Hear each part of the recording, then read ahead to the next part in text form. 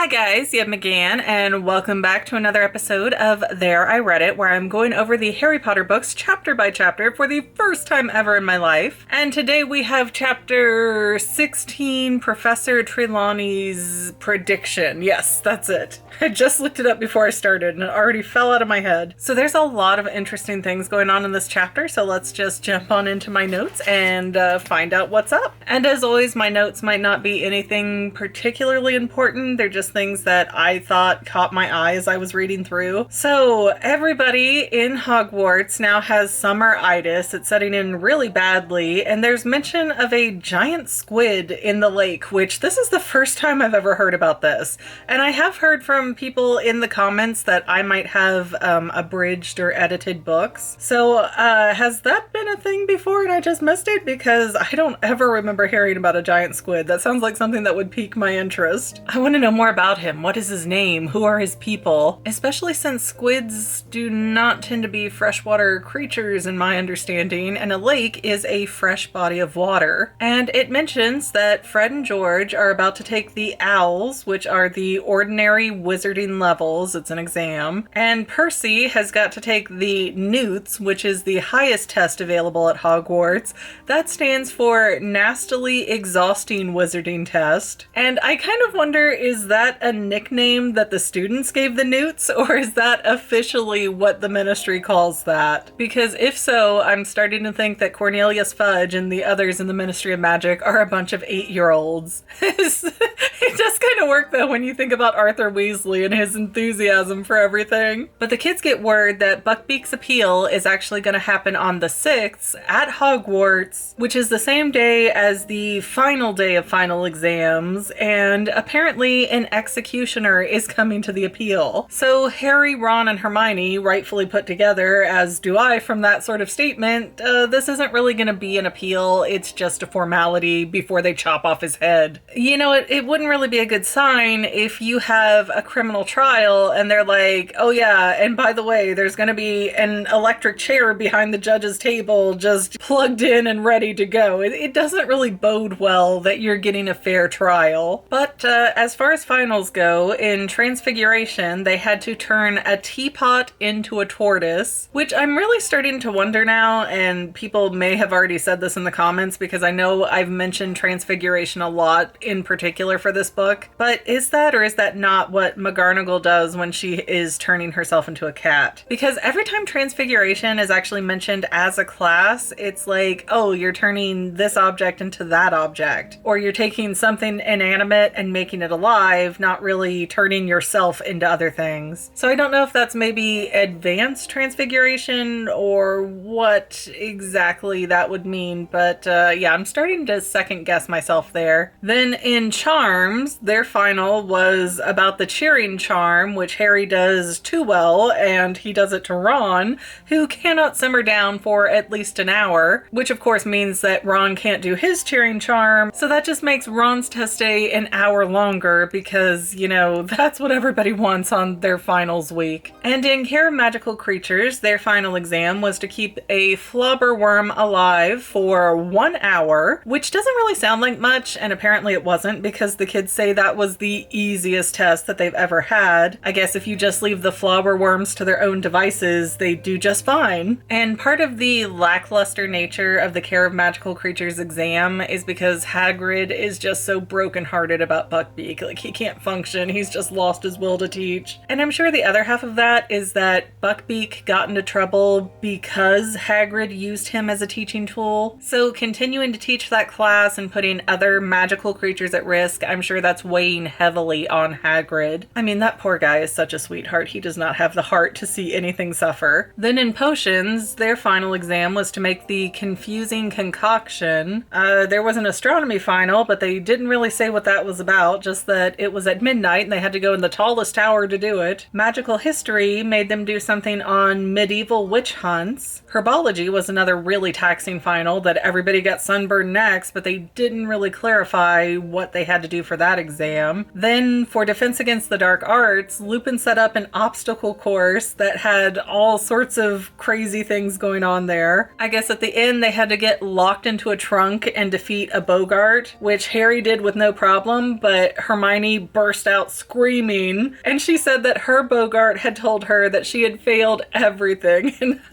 as much as that makes me chuckle, that also breaks my heart, because Hermione's everything, like her identity, her self-esteem, it is all tied up in her GPA, and that's a lot of pressure. And when the kids are leaving that final, going back up to the castle, Cornelius Fudge is standing there going, well, I had some business here, so the ministry wanted me to pop off and be a witness to the execution of Buckbeak. So again, the appeal hasn't even happened yet, but obviously Buckbeak's gonna lose, because why do you need a witness? And why would you bring executioners to a trial? Then the last final exam was in Divination, which was individual crystal ball readings. So each student had to go into Professor Trelawney's room and say what they saw in the orb. And as kids came out, the others were like, hey, what was the test like? And Neville was told that if he told anybody about his exam, something horrible would happen to him. He would have some horrible accident. And they're like, yeah, isn't that convenient? But when Ron comes out, Harry's the last kid left, and he was just like, hey, I just made up that I saw some stuff. I don't know that she bought it, but hopefully I get to pass. And then Harry has to go up, and he's looking into this fog inside of the crystal ball, and he doesn't really see anything, but eventually he's like, oh, I see a figure. Oh, well, what is it? It's a hyptogriff. Like, oh, it must be the end results of Hagrid's situation today. So, you know, is it headless? Is Hagrid crying? And I'm sitting here wondering, does Trelawney have some huge problem with Hagrid, because she seems to be reveling in his misery? And Harry's just like, no, I see the hippogriff just flying away. And Trelawney's like, I'm sure you did your best, you know, get out of my office, my room office. What, did she live up there? I don't think it's completely clear, but I get the sense that her office and her classroom are all the same apartment. But as Harry's leaving, Trelawney gets into this seizure-like state where her eyes are all wonky and her body's all tense, and she has a really strange voice that goes, it will happen tonight. And Harry's like, huh? And let me pull out the exact quote, because she goes all sorts of into a trance here. The Dark Lord lies alone and friendless, abandoned by his followers. His servant has been chained these 12 years. Tonight, before midnight, the servant will break free and set out to rejoin his master. The Dark Lord will rise again with his servant's aid, greater and more terrible than ever before. Tonight, before midnight, the servant will set out to rejoin his master. And then apparently Trelawney's head just falls down, and back up she comes, you know, right as rain, normal as could be. Well, as normal as Trelawney can be. And the more Harry's like, are you okay? What happened? What did all this mean? The more Trelawney's like, no, it's just hot up here. I fell asleep. Obviously you did too, because why would I ever predict something so ridiculous? But this was the first time where Trelawney did something that felt authentic to Harry, and that really freaked him out. So he goes running to the Gryffindor common room to tell Ron and Hermione, but Ron and Hermione are already upset because Buckbeak has lost his appeal and he's set to be executed later that day. And of course the kids want to go down and try to console Hagrid, but they can't because of all the really big restrictions on everybody, and Harry's cloak is still at the bottom of the tunnel of the one-eyed witch statue. And he's like, well, I can't go get it because Snape's on to me in that location. So Hermione's just like, well, he doesn't suspect me, and she just marches right off to go get it and comes right back 15 minutes later. And even Ron's like, what is with you lately? First you punch Malfoy, then you quit divination, and now you're just like, I don't care if I get into trouble, I'm gonna go get this cloak. And Hermione was almost flattered by this, even though she still won't tell them how she's able to do all of these different things at the exact same time. Like, she had so many finals that were happening during the same hours. So all three of the kids get under the invisibility cloak and they go down to Hagrid's hut, and Hagrid's like, you shouldn't have come here, I told you not to come because a beheading is not something that I want on my conscience that you kids had to see. But Hagrid is sort of a wreck. He's not really sobbing, crying. He's more in the acceptance phase of grief right now. So he's just sort of lost hope and he's trying to deal with it and he's not happy about it. But what can you do at this point? And Hermione goes to get some milk for Hagrid after he spills what he has. And once she finds it and looks in there, there's a rat, and it's actually Scabbers. And Scabbers apparently looks even worse than before. He's missing more hair, and Ron's trying to hold on to him, and Scabbers is trying to get free as hard as he can. But before they can really sort that issue out, they hear the kill squad coming, being led down to Hagrid's hut by Dumbledore. So Hagrid lets the kids out the back door, where they get this last really kind of sad look at Buckbeak, and even though Buckbeak doesn't have the higher intelligence to understand he's about to be executed, he knows that he's tied up and he's restless and he just seems really antsy, like he knows something is about to happen. But what I did find curious is that once they get shoved out the back door, Harry mentions that he felt strangely unreal while he was back there. And I feel like that's a little bit of a clue to something to come. But anyways, the kids are all back under the cloak and they're trying to get back up to the Hogwarts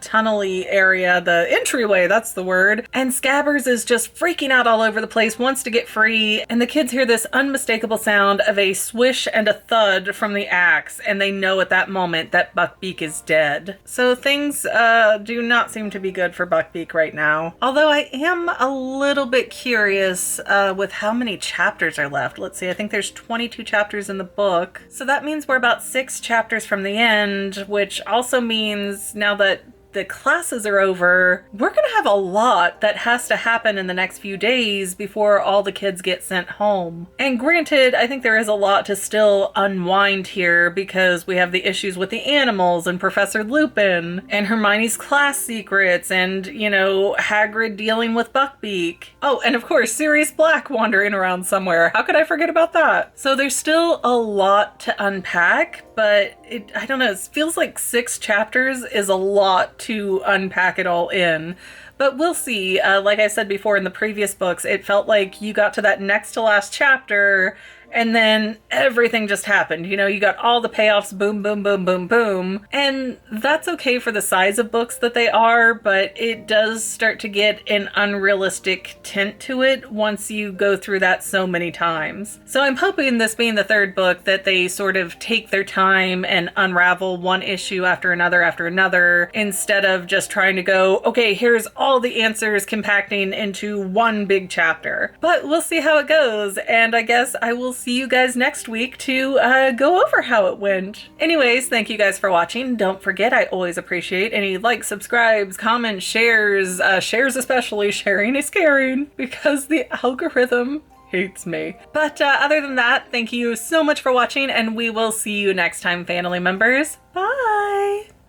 Well, Fanily members, we're almost done, but I want to invite you to hang out with me in some other places. I'm on Twitter and Instagram as my own personal self, and I have a Facebook page too, but I mostly just post photos over there. And sometimes people say, hey McGann, I want to mail you something. How do I do that? Easy. Just click the About tab on my channel page, and my most current P.O. Box info will be right there. I also run another channel, The Fanily. It's really a hodgepodge channel where we might post anything. Oh yeah, and I also sell shirts and stickers and stuff with the Fanily and the Fangirl logos. If that is your cup of tea, I have a link in every description of every video. Finally, if you want to help out the Fangirl channel and make sure I'm putting out video essays for years to come, the best way you can help is by subscribing and watching more of my videos, whether they're new, old, whatever. Maybe even share 1 or 2 on social media, help spread the word. People who watch to the end of videos like you helps to tell the site, hey, this is a good video, we should recommend it to other people. So if you made it this far, leave me a comment of something like, hey, I made it to the end. Love ya. See you next time, Fanily members. Bye.